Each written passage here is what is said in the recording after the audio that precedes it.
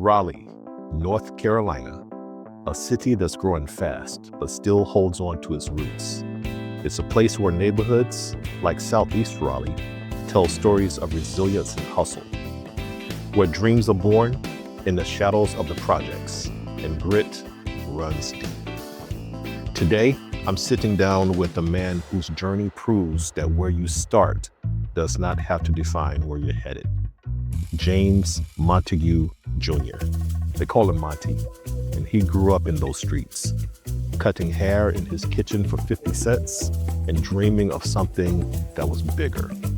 Now, he's a multi-million-dollar international real estate developer, turning dreams and visions into reality. Most recently, he acquired a ranch, F7 Blackstone Ranch in Mebane, North Carolina, and he's transforming it into a retreat and event space, a place where legacy and community come together. This is a story of faith, hustle, and resilience, straight from the heart of Southeast Raleigh. Catch it all on this episode of The Lion's Share. They say that travel heals and awakens the spirit.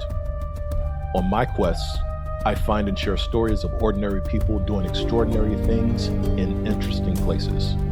My name is Gibbs, and I travel for culture.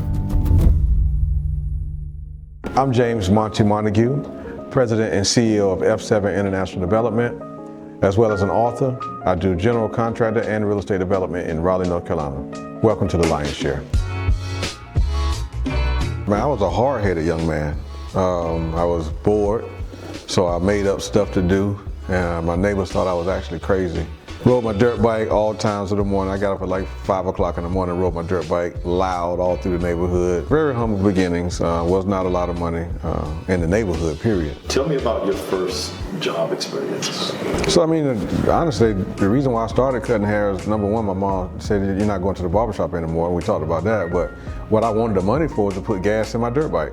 How old were you? I was 13, and the dirt bike meant everything to me, so I had to have gas to put in that dirt bike. Get out of high school, went straight to barber school, and I said, well, this is not what I want to do full time, so I started going to cosmetology school. So at that time I was doing barbering and cosmetology, and I did that for years. I had a stroke at 26. I was not balanced. I was working 7 days a week, eating unhealthy foods, not praying, not meditating, doing anything. I was just working. I don't know what I was trying to prove, but I was trying to prove something to everybody else. It took a toll on me, and took me down through that. So I had that stroke, and it was a near-death experience, and it really made me focus and turn around and really look at myself and say, okay, what are we doing here? It really got me to look at who I was as a person and what value I should be offering to the community. And it wasn't just about cutting hair and doing hair. It could be adding value and creating quality places to live. Honestly, I did not know what real estate development was. There was no Google. You couldn't Google like right now. You can Google it, what is a real estate developer? That didn't happen back then. My guidance came directly from God. So it was like I had to pray about it, I had to meditate, and I started to get more spiritually balanced and understanding how to listen to that voice of God. Well, I started asking questions, and I also went to so many different banks. I went to like 18 different banks before I got the first loan to do my first project. And the first few banks I went to, they was like, man, you have no idea what you're doing. I was ignorant to what I didn't know. So what I go back is I go and talk to someone that was an expert in that field, whether it was accounting, whether it was a legal person. I'll call a person and be like, listen, this is who I am and this is what I'm doing, this is what I'm trying to accomplish. Can you help me? Sometimes the answer is absolutely no. They'll hang up on you, they think you're a telemarketer. All you need is one yes. Yeah, once every 10 times. You build upon every yes. So my first project I did was the first statue side business plaza at 918 Rock Quarry Road. That was a 20,000 square foot shopping center. That was the one where God started speaking to me and showing me in my vision and my dream, you're gonna build this building right here. So right now I look back and say, oh, that was a real estate development. No, not at the time. At the time it was like, do this thing. It makes no sense, do this thing. You have no money, do this thing. And that's what I did. So the second development was right here on 3301 Rock Quarry Road. That was a Grocery Boy Jr. convenience store. I gutted it out, and chopped it up into rental spaces and rented to three separate tenants. And then that second phase was another brand new building. I got my contractor's license and built that building by hand myself. Don't intend on doing that anymore. That's not light work. To build a building with your own hands, to pour the concrete, to frame it yourself, is not light work. What I've learned to do is increase my failure rate. Some people are afraid to fail. I'm not afraid to fail, because every time you fail, you're getting that much closer to succeeding. My biggest and most painful failure was the shopping center loss I actually had in Greensboro. So that was when I was established a little bit more, back in 2008, the recession. I call it a depression, because a lot of people lost a lot of stuff for a lot of years. And I ended up losing that shopping center. So after working from 2003 to 2008 on a project, to have to give it away and lose $1 million in the process and be sued for the personal guarantee. So I lost a lot on that. But more importantly, I lost time. Third building was this building that we're sitting at. Yeah, so I built this one. I think I got the land in 2001. It took me a couple of years to get the tax credits, but we finally opened this building in 2004.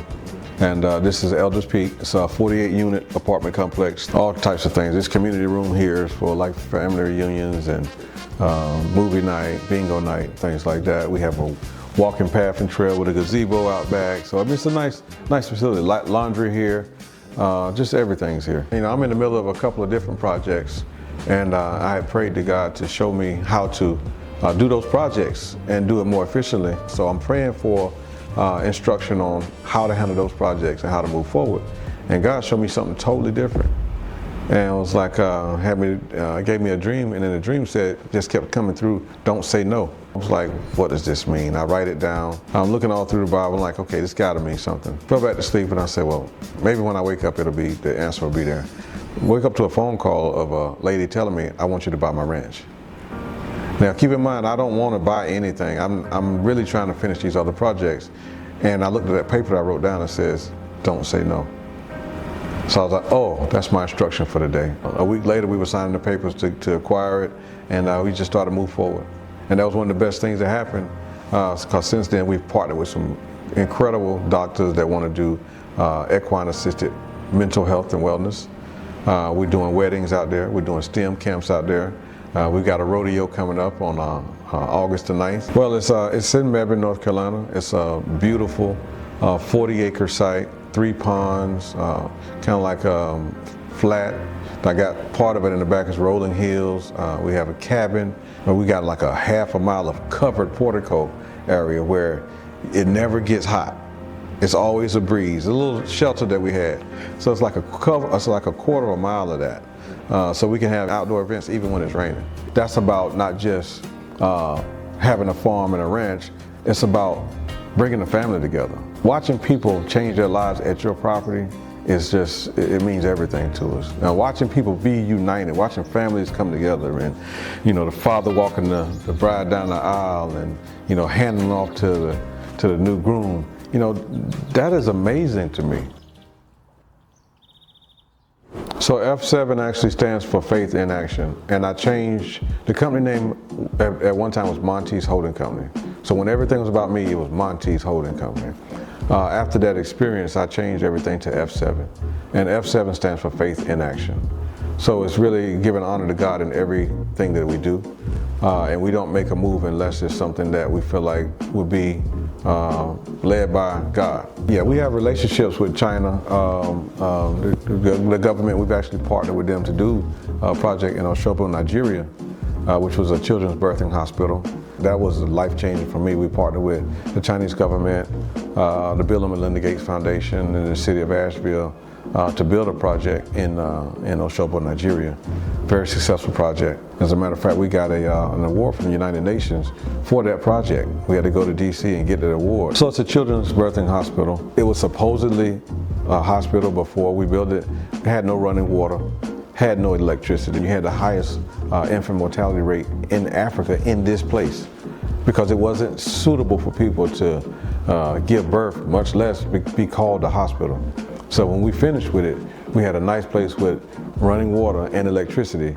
And it might not have been the Taj Mahal, but it was, you would have thought it was a Taj Mahal to the people that lived in the village. Tell me about Montague Plaza. So Montague Plaza is a 16,500 square foot shopping center. It's right in the heart of Southeast Raleigh, right beside Southeast Raleigh High School.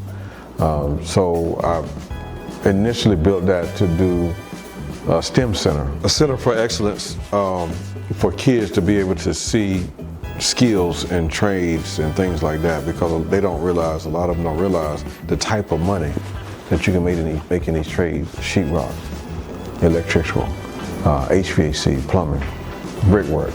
You know, those are things that kids don't really see as being valuable. Some people can actually become professional and serve their community, and they can make money off of it and make a good living from it.